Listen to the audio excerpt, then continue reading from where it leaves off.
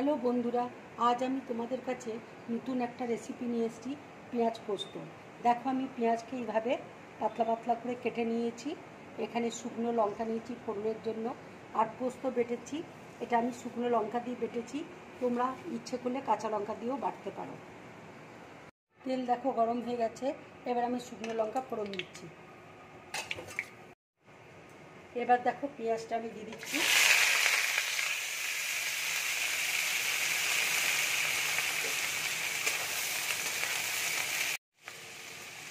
পেঁয়াজটা দেখো আমি লাল করে ভেজে নেব।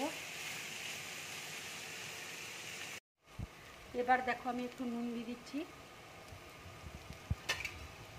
পেঁয়াজটাকে আমি লাল করে ভেজে নেব। দেখো পেঁয়াজটা আমি লাল করে ভেজে নিয়েছি। এবার আমি পোস্ত বাটা দিয়ে দেবো। এবার দেখো পোস্তটা আমি দিয়ে দিচ্ছি।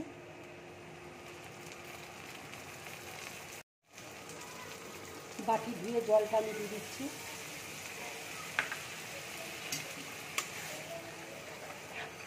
দেখো পোস্তটা হয়ে গেছে। এবার আমি সর্ষের তেল উপর দিয়ে একটু দিয়ে দিচ্ছি। এইরকম পোস্ত বানিয়ে খাবে, খুব ভালো লাগবে খেতে। এটা গরম ভাতের সাথে খাবে, ভীষণ ভালো লাগবে। এবার আমি গ্যাসটা অফ করে দিচ্ছি, প্লেটের মধ্যে ঢেলে নেব। বন্ধুরা, তোমাদের যদি এই রেসিপিটা তোমাদের ভালো লাগে তাহলে লাইক করবে, শেয়ার করবে, আর ড্রিম ব্লগ চ্যানেলটাকে সাবস্ক্রাইব করবে। নমস্কার।